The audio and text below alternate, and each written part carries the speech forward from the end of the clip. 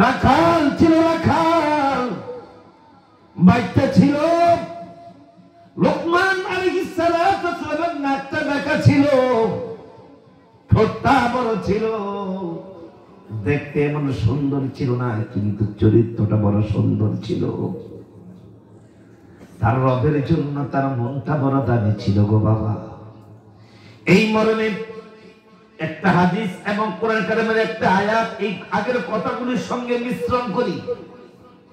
নবী আরবি সাল্লাল্লাহু আলাইহি ওয়াসাল্লাম বলেছেন, ইন্নাল্লাহ, নিশ্চয়ই তোমার আল্লাহ, লা ইয়ানজুরু, তাকিয়ে দেখে না। কি তাকায় না? ওয়ালা ইলা আজসাদিকুম ওয়ালা ইলা সুওয়ারিকুম, তোমার বাহ্যিক সুরতের দিকে, বাহ্যিক রূপের দিকে তোমার আল্লাহ তাকায় না। নবী সাহাবীদেরকে কয়, ও সাহাবীরা, তোমার আল্লাহ তার বান্দার বাহ্যিক রূপের দিকে তাকায় না। নবী গো, আল্লাহ তাহলে বান্দার কিসের দিকে তাকায়?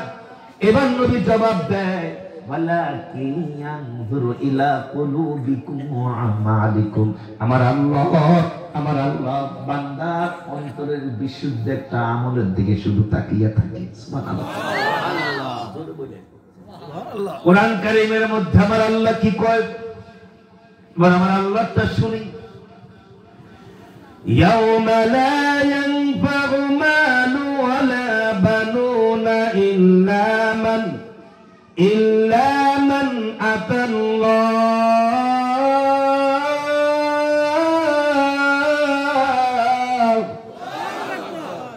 ইল্লা মান আতাল্লাহু বিকলবিন সালিম।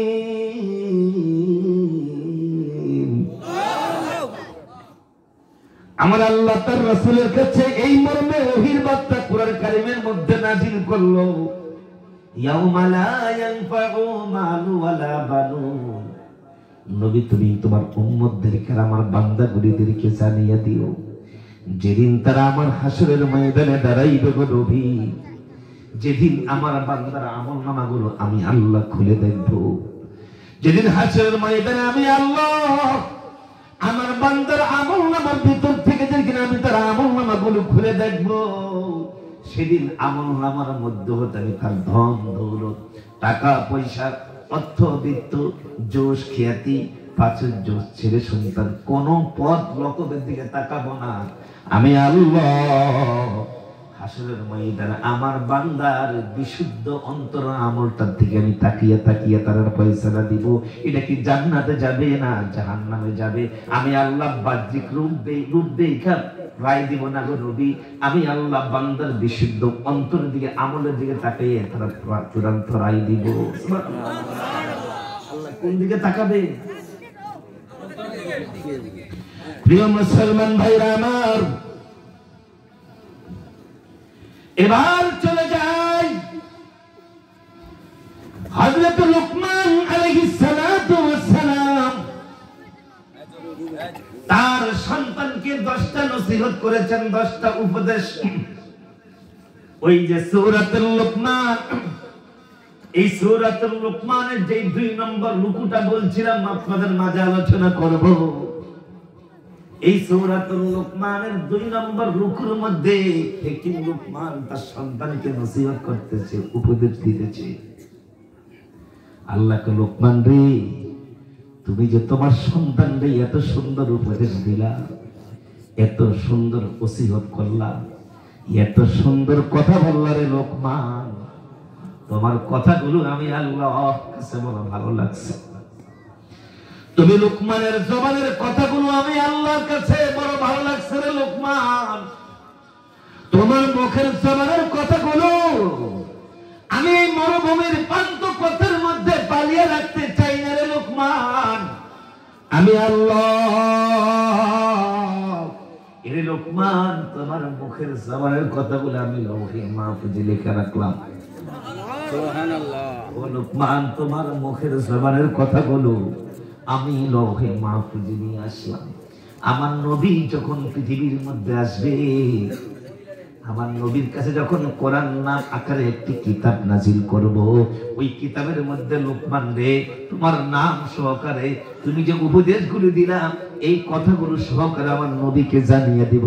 এই মর্মে নবী গো, আমার লোকমান নামক একজন বান্দা তার সন্তানকে এই নসিহতগুলো করে গেছে। গো নবী, তোমার উম্মতেরা যেন, আমার বান্দাগুলি যেন তাদের সন্তানদেরকে হিকিম লুকমানের মতো এই নসিহতগুলো করে যায়। আল্লাহু আকবার। কাকে নসিহত করবে? সন্তানকে করেন নাই। বাবা তার সন্তানকে নসিহত করতেছে লুকমান। আল্লাহর কাছে ভালো লাগছে।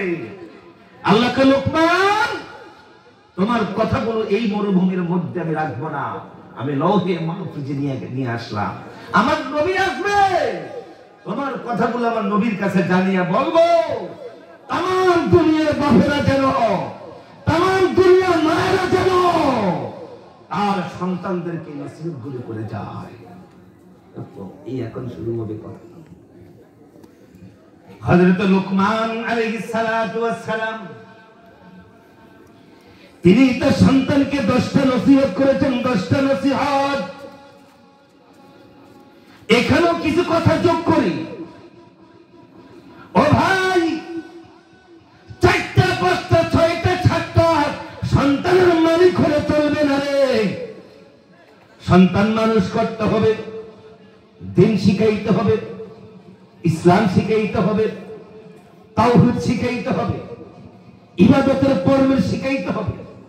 এগুলো যদি না শিখে সন্তানকে ডাকাত বানাও, সন্ত্রাস বানাও, গুন্ডা বানাও, সন্ডা বানাও, মৎখুরিয়া বখর বানাও, এই সন্তানের কারণে আল্লাহর আদালতে তুমি মামলা খেয়ে যাইবে এবং জাহান্নামের টিকিট পেয়ে যাইবে, কোনো সন্দেহ নাই। এই জন্য আপনি আপনার সাধ্য অনুপাতে সর্বাত্মক চেষ্টা দিয়ে সন্তানকে দিনের পথে রাখার চেষ্টা করবে। সন্তানকে ইঞ্জিনিয়ার বানান, ব্যারিস্টার বানান, ডাক্তার বানান, রাজনীতিবিদ বানান, নেতা বানান, কোনো আপত্তি নাই। কিন্তু সন্তান যখন আপনার কন্ট্রোলে থাকে, আপনার নিয়ন্ত্রণে থাকে, আপনার অধীনে থাকে, আপনার ভরণ পোষণের আয়ত্তা যখন সন্তান থাকে, তখনই সময় ওই কচি মাথাটার মধ্যে কোরআনের জ্ঞান, ইসলামের জ্ঞান, তাওহীদের জ্ঞান, ইবাদতের জ্ঞান আপনি বাবা সন্তানকে শিক্ষা দাও আপনার উপর ফরজ হয়ে গেছে। নাকি বুঝো? আপনার উপর ফরজ হয়ে গেছে, ফরজ। আর কি করবেন? মাঝে মধ্যে সন্তানের জন্য আল্লাহর দরবারে দোয়া করবেন। উত্তর দেন, কার জন্য? কি করবেন বাবা? দোয়া করব। সন্তানের জন্য মাঝে মধ্যে দোয়া করবেন। কোন দোয়া করবেন? আল্লাহকে বান্দা, আল্লাহকে বান্দা,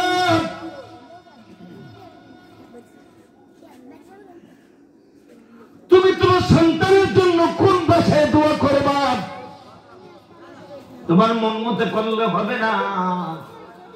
আমি আল্লাহ তোমার সন্তানের জন্য কিভাবে দোয়া করবা শিখিয়ে দিই। আমি আল্লাহ তোমার শিখিয়ে দেই, তুমি তোমার সন্তানের জন্য কিভাবে দোয়া করবা। এখনো সন্তানের মুখ দেখো নাই,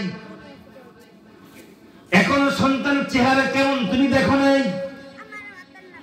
বিয়ে করেছো, সন্তান আকাঙ্ক্ষা করতেছ, ও পদ্মার অন্তরের মায়েরা শুনে রাখো, ওই মুহূর্তে একটি দোয়া করবা।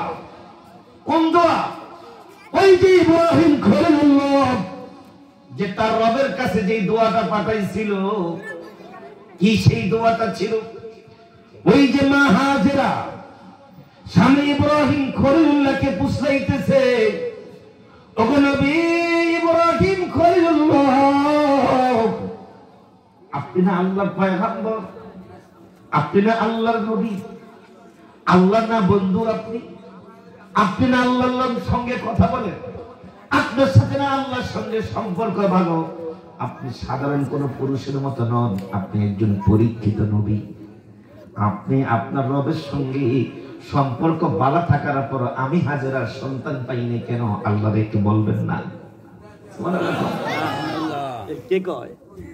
শুনছেন কথা? মা হাজেরা কয়, ও স্বামী ইব্রাহিম খলিলুল্লাহ, আপনি আল্লাহর পয়গম্বর, আপনি মালিকের সঙ্গে কথা বলেন, আপনি আল্লাহর খলিলুল্লাহ, আপনি থাকা অবস্থায় আপনি আল্লাহর সঙ্গে কথা বলা অবস্থার পরও আমি হাজের একটা সন্তান চাই, আপনি কি আল্লাহর কাছে বলবেন না আল্লাহ যে আমার একটা সন্তান দেয়? নবী ইব্রাহিম খলিলুল্লাহ 80 বছর বয়স, মতান্তরে 90 বছর বয়সের সময় আল্লাহর দরবারে যে আল্লাহর কাছে কথা বলতে যে বলে, আল্লাহ, আমার হাজেরা আমারে বলছে তোমার সাথে আমার সম্পর্ক ভালো, তুমি আমার সঙ্গে কথা বলো, তুমি আমার কথা শুনো আল্লাহ। আমার হাজেরা কয়, এটা সন্তানের মা হইতে আমার মনে চায় একটা বাবা হইতে।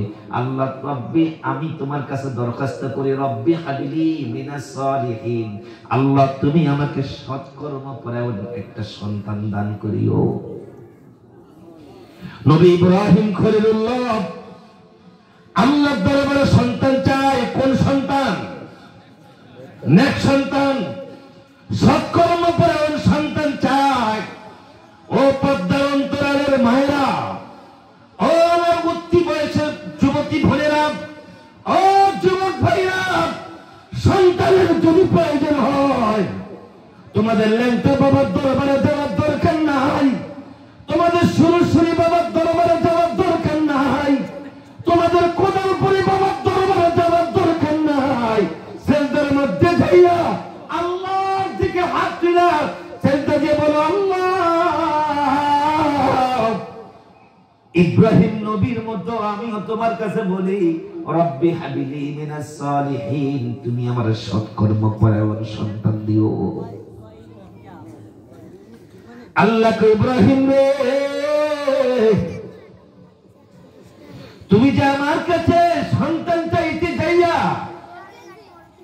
যেই দোয়াটা করে, যে কথাটা বলে মেসেজ পাঠাইছো, বার্তা পাঠাইছো, যে কথাটা বলে তোমার রবের কাছে দরখাস্ত করেছো, এই দোয়াটা তো আমার কাছে ভালো লাগছে। তোমার জবানের এই দোয়াটা তো কিন্তু আমি আল্লাহর কাছে ভালো লাগছে। এর ইব্রাহিম, তোমার দোয়া আমি মঞ্জুর করলাম, কবুল করলাম। তোমার স্ত্রী গর্ভে তোমার সন্তান যাবে তোমার দোয়ার বদৌলতে।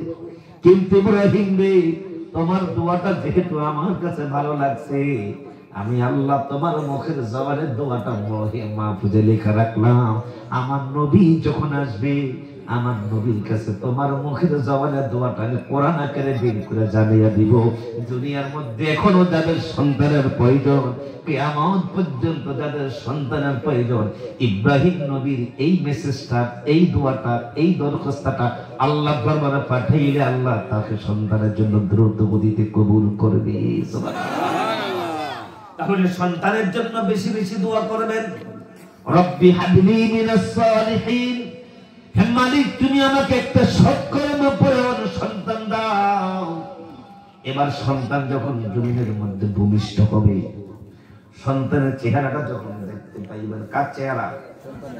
যখন সন্তানের চেহারাটা দেখতে পাইবেন, ওই যে ইব্রাহিম খলিলুল্লাহ তিনি তার সন্তানের চেহারা সর্বপ্রথম দেখবার পরে আল্লাহ শুকরিয়া আদায় করে বলতেছে, আল্লাহ আমার সন্তানের কপালটা কত সুন্দর দেখা যায়, ভূমিটা কত সুন্দর দেখা যায়, আমার সন্তানের চোখগুলো কত সুন্দর দেখা যায়, আমার সন্তানের চেহারাটা আল্লাহ গো তুমি কত সুন্দর করে বানাইয়া আমার স্ত্রী হাজরার ঘরে আমার ঘরে তুমি উপহার দিলাম। আর এক পর্যায়ে সন্তানের চেহারা দিকে তাকাইয়া বাবা এই দোয়া করেই ফেললেন। দোয়াটা ছিল এই, রব্বানা হাবলানা মিন আজওয়াজিনা ওয়া যুররিয়াতিনা কুররাতু আয়ুন ওয়াজআলনা লিল মুত্তাকিনা ইমামা। সুবহানাল্লাহ। এটা ইব্রাহিম নবীর দোয়া। এই দোয়াটা বলবার আগে, অর্থ বলবার আগে ছাড় বলবো আরেকটু কথা যোগ করে দেই। যদি দোয়াটা মুখস্থ করেন, যদি দোয়াটা মুখস্থ করেন, মাঝে মধ্যে সন্তানের চেহারা দিকে তাকাইয়ে দোয়া করবেন, এই সন্তান আপনার আনুগত্য করতে বাধ্য হবে। সুবহানাল্লাহ। কি বলছি বলেন? মাঝে মধ্যে সন্তানের চেহারা দিকে তাকাইয়ে এই দোয়াটা করবেন, রব্বানা হাবলানা মিন আজওয়াজিনা ওয়া যুররিয়াতিনা কুররাতু আইন ওয়াজআলনা লিল মুত্তাকিনা ইমামা। অর্থ কি রে বাবা, অর্থ কি? ইব্রাহিম নবী তার সন্তান ইসমাইলের চেহারা দিয়ে তাকিয়ে বলতেছে, রব্বানা, ও আমার পালনেওয়ালা, রব্বানা হাবলানা মিন আজওয়াজিনা, হে আল্লাহ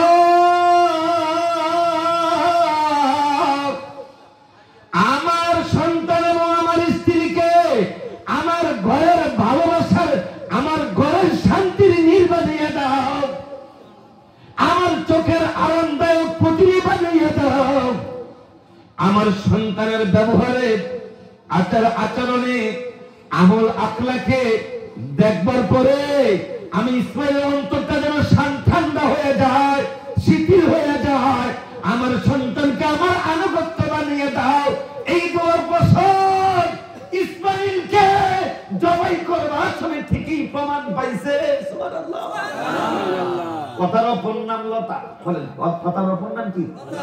এই একদিক থেকে বাড়ি করলে শাখা আরেক দিকে চলে যাইতে চায় না, আমি সেই দিকে যাব না, শাখা আরেক দিকে এখন ঢুকতে মনে চায়। বলতেছিলাম যেই কথার প্রাসঙ্গিক করণী, 4-5টা 5-7টা সন্তানের বাবার মালিক হলে সফলতা পাওয়া যায় না।